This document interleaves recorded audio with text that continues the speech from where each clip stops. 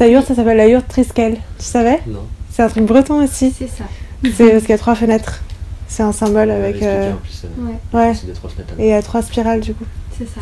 Dans la forme ronde. 3 spirales. Et j'ai regardé, c'est les 3 racines. Parce qu'on a 3 racines, on a nos 2 jambes. Ouais. Et on a notre périnée. D'accord. Après, je sais que le Triskel, il a plein de significations différentes. Ouais. Mais celle-là, je la connaissais pas. Aïko, sors de là! Sors! Ah, t'as ton téléphone là ou pas? Oui. J'aurais voulu voir Triskel. À quoi ça ressemble. Ah, attends.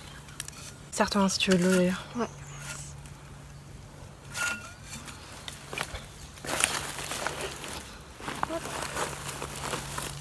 Ah oui. Tu vois. Hop là. Tu peux montrer là? Je sais pas si on voit bien. C'est bien. Hop. Oui, alors du coup, pour te chauffer, t'as un poêle. Un poêle. Ouais. Que t'as acheté indépendamment. Oui, j'en ai acheté 2 du coup, un pour la yourte, un pour le tipi. Ah oui, parce que t'as une yourte du coup et un tipi. Et un tipi, voilà. Et donc du coup, les 2 doivent être chauffés durant l'hiver, notamment par rapport à l'humidité. Enfin, surtout là en Ariège par exemple, il aurait fait beaucoup humide. Et du coup, on chauffe au bois. Et le bois, on m'a dit que fallait le faire sécher pendant longtemps pour plus qu'il y ait de sève dedans. C'est ça. Je savais pas. Pour que ça chauffe bien. Et tu vas faire comment ici? Alors du coup, je pense que pour la première année, sachant que je suis pas sur mon terrain et que je pense qu'on ne peut pas tous prendre le même bois, je pense que je vais acheter des stères de bois du coup directement. Okay. Donc me faire livrer du bois. Et après, l'idée sur mon terrain, le jour où j'aurai mon terrain à moi, ça serait d'utiliser le bois qui est déjà mort, de le couper et de le faire sécher. Et en fait, après, tu fais des roulements. En fait, tu fais une partie. Par exemple, tu fais la première année, tu coupes ton bois, tu le fais sécher. Et en fait, normalement, idéalement, c'est au bout de 3 ans que tu l'utilises. Et en fait, chaque année, tu refais ton bois et du coup, tu as un roulement qui se fait. Dans l'idée de ce qu'on peut faire, c'est du coup là on va couper des gros troncs, au moins des longs troncs. On va les monter à la yourte pour couper en fait tout au même endroit. Et après tous les copeaux qu'il va y avoir, on peut les récupérer pour les toilettes sèches. Donc ça permet pas d'être autosuffisant en copeaux, mais ça reste de la récup et c'est toujours ça quoi. Trop bien. Voilà.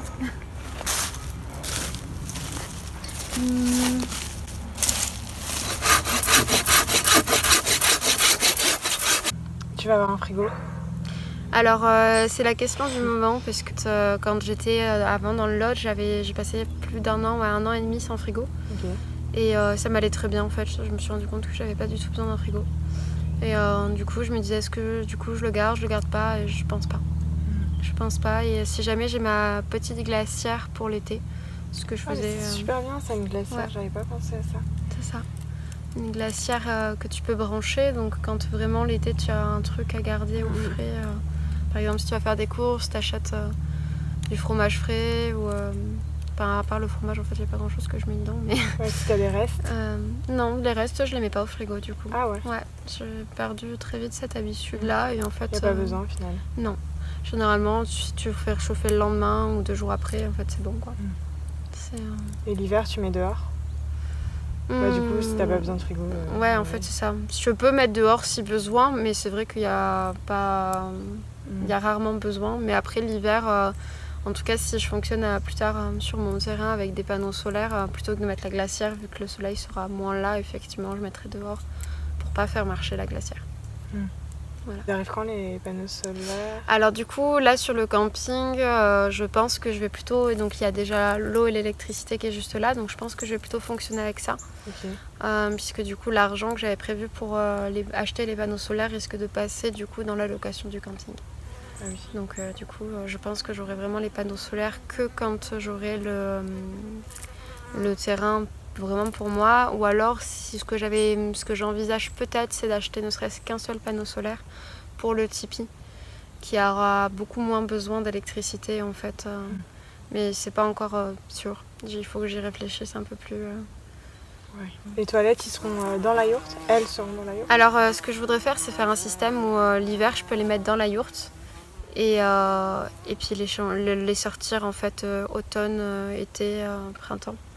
Mais que l'hiver, en tout cas, voir comment il fait froid ici aussi, mais en tout cas si vraiment il neige comme en Ariège, parce que je pense pas, parce que c'est beaucoup plus sec, mais en Ariège je sais qu'il neigeait beaucoup et j'avais pas forcément envie d'aller dehors sous 20 cm de neige, encore 60 cm plutôt a priori.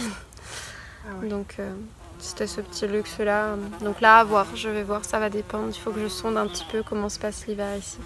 Mais l'idée ça serait de pouvoir le déplacer facilement, en tout cas. Et ça a des toilettes sèches? Ouais, c'est ça. Trop bien, j'adore. Est-ce que ce sera des toilettes... Parce que la position pour la toilette qui est bien, c'est genre quand on est accroupi. Ouais. Et du coup, est-ce que ce sera des toilettes comme ça ou est-ce que ce sera comme des toilettes normales? Alors ça sera un comme, peu... comme il y a dans tous les... Du coup, ça va faire un cube. Et l'idée, ça sera de laisser un rebord suffisant pour pouvoir mettre les pieds facilement et tu sais, sur le rebord. Et voir peut-être sinon une petite marche. Ok, trop bien. Voilà. Idéal. C'est ça. Chaque fois que je vais aux toilettes, je sais même pas en faire. C'est vrai que du coup, moi là dans l'appartement par exemple, j'ai toujours un marche-pied. Ouais, moi aussi, j'ai dans mes truc, toilettes. mais c'est pas très pratique. Mais c'est pas pratique, c'est ça. Donc là, l'idée, ça serait d'intégrer en fait directement. Ouais. Bah même là-bas, au final, il a des toilettes classiques. Oui, quoi. c'est ça. Je sais pas si c'est. Non. Ah oui, l'eau, du coup, genre là, ça se passe comment? Parce que... Alors du coup, ici, ça va être l'eau du réseau. Ouais, mais... Pareil. Parce qu'en fait, il y a un tuyau là. Oui.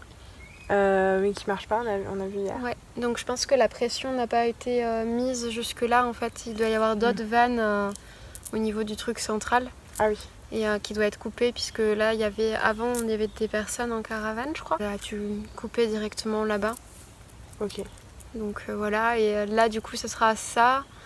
Et après, en fonction, le terrain que j'aurai, ça dépendra. Par exemple, ça aurait été en Ariège, c'était l'eau de la rivière. Enfin, en fait, il y avait deux solutions. Il y avait la rivière juste à côté, et sinon, on pouvait faire tirer l'eau de la source directement aussi. Donc, sinon, il y aurait eu ça.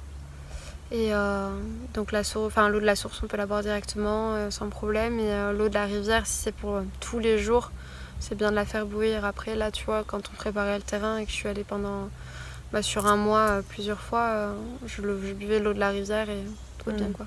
Et tu l'as désinfectée? Non, du coup, non. Mais à faire comme ça de temps en temps, ça va. Après, a priori, si c'est vraiment à l'année et tout le temps, il vaudrait mieux la faire bouillir du coup pour enlever. Du coup, voilà. Je parlais avec ma marraine et elle me demandait si ce serait pas fatigant d'aller chercher l'eau tous les jours à la source. Et je lui disais, enfin à la source dans la rivière ou quoi. Et je disais que pour moi c'était trop bien justement. Enfin que ça nous renouait, enfin ça nous reconnectait à des gestes qui sont simples quoi. Et un peu évident je trouve d'aller chercher ton eau et genre de te rendre compte que bah oui l'eau elle vient de là. Bon aujourd'hui on le sait quand même mais je trouve que quand t'habites dans un appartement tu perds vite l'idée que ton eau elle vient de la terre quoi. C'est ça. Parce que ça arrive dans un robinet et du coup moi à chaque fois je revisualise que ok ça vient de un endroit que je sais pas trop en plus. Oui. Enfin faut que je me renseigne plus sur d'où ça vient. Mais là au moins tu... Enfin pour moi c'était justement c'était hyper nourrissant. Et puis je trouve que ça ramène vachement à la conscience de dire quelle est la quantité d'eau aussi qu'on utilise. Parce que quand on va chercher son eau, qu'on prend un bidon de 20 litres, au-delà de ça, c'est quand même fatigant. Donc, du coup, tu fais plus attention aussi à l'eau que tu utilises. Après, là, du coup, sur le terrain, pour préparer le terrain, c'est ce que je faisais, donc avec le jerrycan de 20 litres. Après, l'idée après, ça aurait été de mettre des tuyaux et d'avoir, du coup, ça reviendrait quand même au robinet. Mais, oui, parce que du coup, au final, là, tu auras des robinets dans ta yourte. Du coup, oui, il va y avoir un système où je peux recevoir l'eau et la faire ressortir. Mais tu as quand même la démarche de te demander comment tu vas l'installer et du coup d'où ça vient. Même si tu vas pas la chercher. Dans tous les cas. Alors là, ici, là du coup c'est l'eau du réseau. Donc après on peut demander effectivement. Mais l'idée après, idéalement j'aimerais bien que plus tard elle vienne quand même de la rivière ou d'une source. Ça serait l'idéal. Après je peux pas le garantir, ça va dépendre de ce que je vais trouver. Mais qu'elle passe pas par... en fait moi ce qui me gêne beaucoup dans l'eau du réseau c'est tous les traitements en fait. Ah oui. Qu'il y a dedans. Ouais, là aussi, au final, elle est traitée. Et du coup, là, sur le camping, elle sera traitée, oui. Du coup. C'est pour ça que je préférais que ça vienne directement de la rivière ou d'une source. Quitte à moi... alors du coup, il y a un système de filtrage aussi pour l'eau. On peut faire aussi avec l'eau du robinet, avec des bâtons de charbon que tu mets dans l'eau pour purifier l'eau.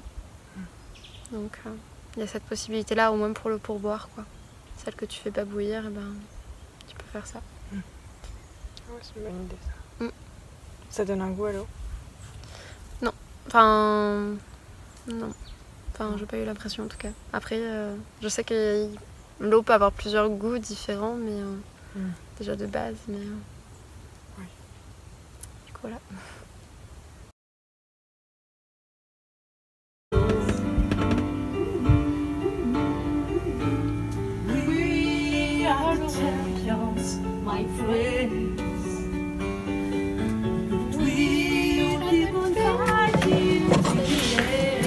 Il était une fois une jeune femme qui vivait dans une forêt de pins odorants.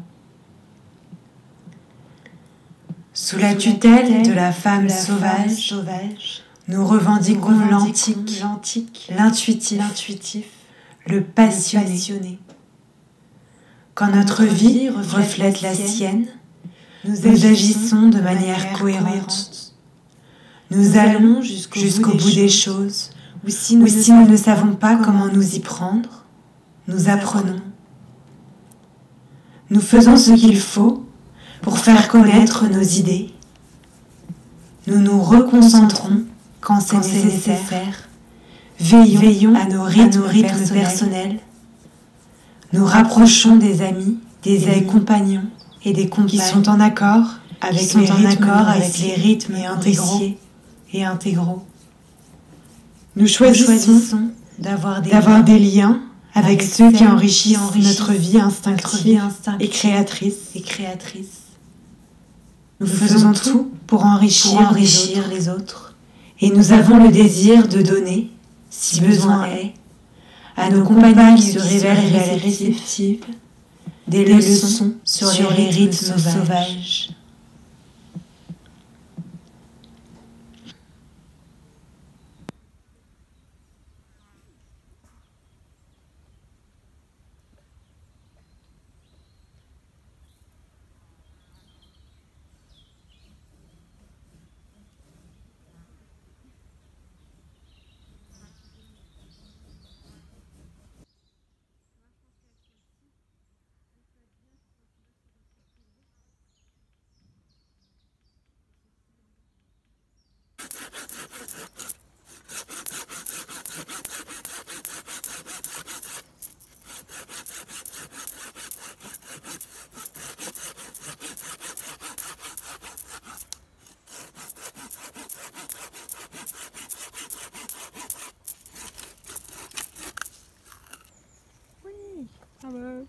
Merci.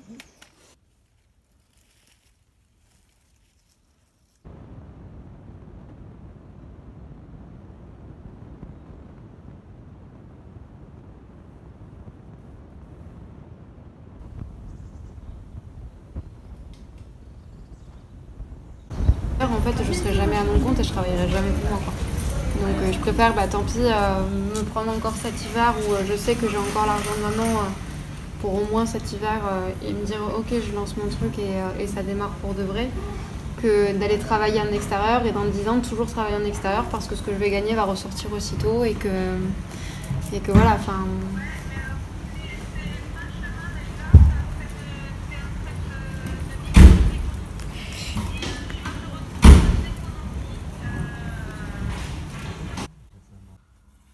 Tu sais pas que t'as perdu des bagues? J'ai trouvé ça par terre. Merci beaucoup. Elle était où? Juste là.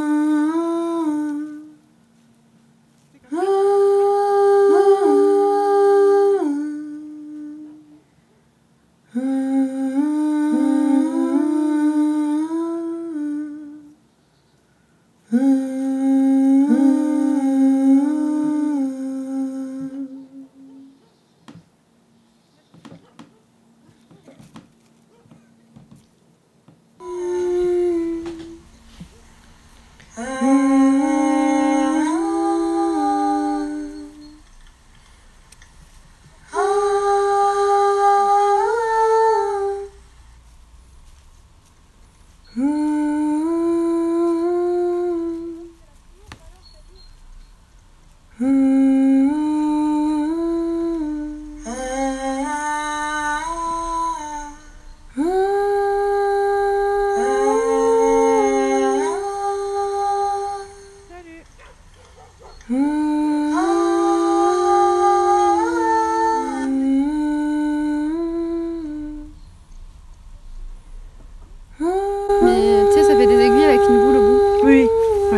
s'appelle des épingles à nourrice. Non, les épingles à nourrice, c'est celle où t'as deux côtés, t'appuies sur un et t'as une encoche. Ah oui. Voilà. Et là, c'est des nœuds de pied, il faut les tirer. Ok. Non. Et.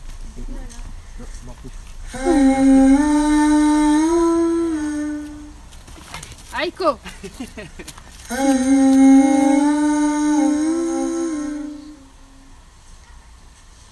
Je cours partout, que j'ai pas le temps de m'occuper de mes ongles de pied. Et là, j'ai clairement des ongles de pied de sorcière, ça craint. Demain, je m'occupe de mes ongles de pied. C'est affreux.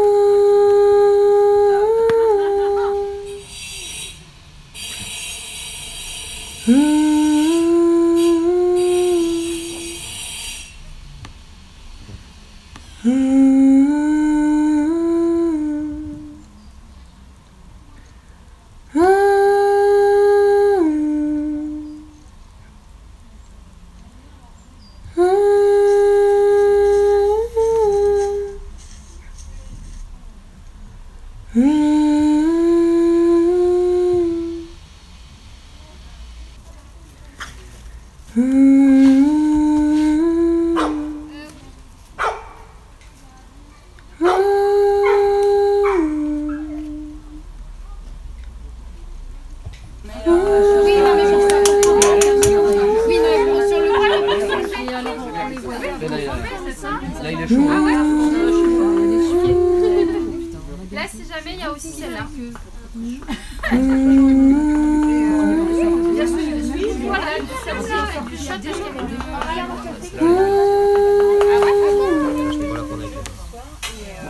C'est qu'elle a bien la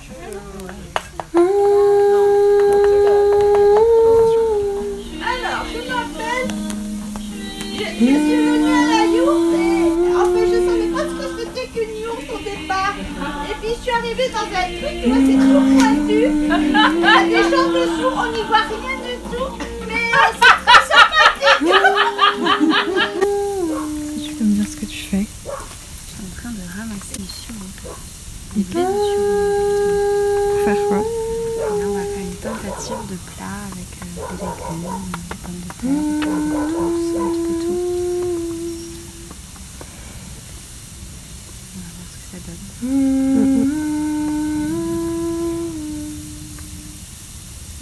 Ah.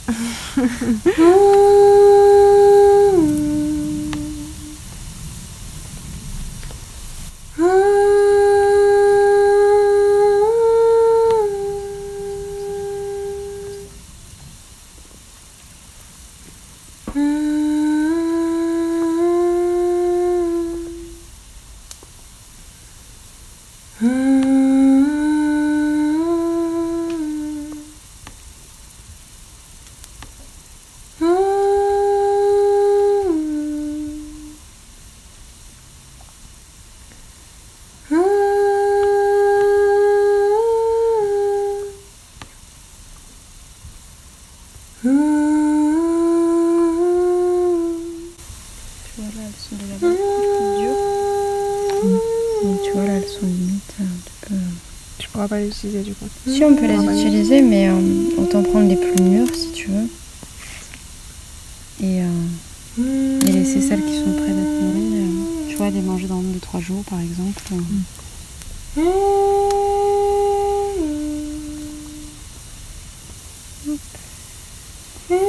ça prend du temps et de la patience le sureau. Ouais. Que ce soit avec les fleurs ou avec les baies. En fait, comme c'est tout petit, en fait, le trou est plus important.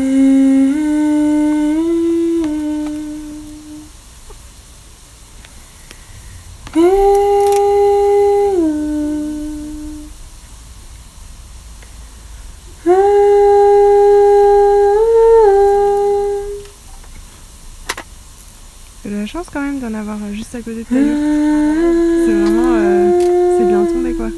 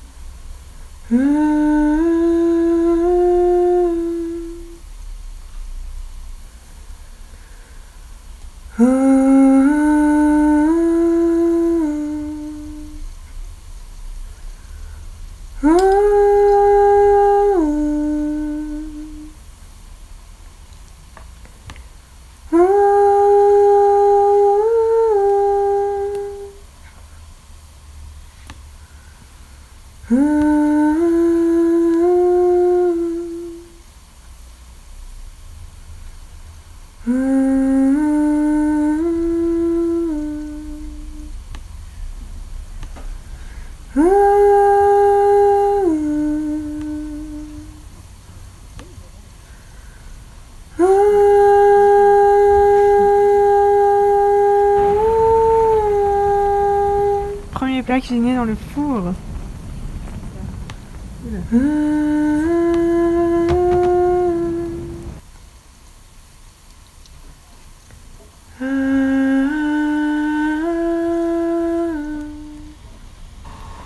Fille de vagues ou de ruisseaux, fille de rêve ou de hasard, fille de nacre ou de coton, fille bitume ou fille fleur, fille d'amour ou de combat, fille de brume ou de plein ciel. On ne sait pas si c'est d'elle qu'on parle, mais d'aucuns disent que depuis ce jour-là, il y a dans les arbres la sève de ses larmes, et que les cœurs et les bras des femmes offrent des étreintes brûlantes à l'univers, comme si c'est elle qui s'y tenait tout entière. Elle est partie dire bonjour au lac. Elle n'est jamais revenue. Certains disent que depuis ce jour-là, dans la boue des traces de ses pas, grande femme qui marche les chemins sans traces, d'autres déclarent entendre des sons puissants et ténus en provenance de cet endroit. D'autres disent qu'une créature s'y baigne nue, en s'y abandonnant comme dans la mer. Les chiens, qui au début poussaient des aboiements féroces, se sont tus, comme habitués à sa présence. Elle fait partie des leurs, elle fait partie d'elle-même, à cette place-là, à la lisière.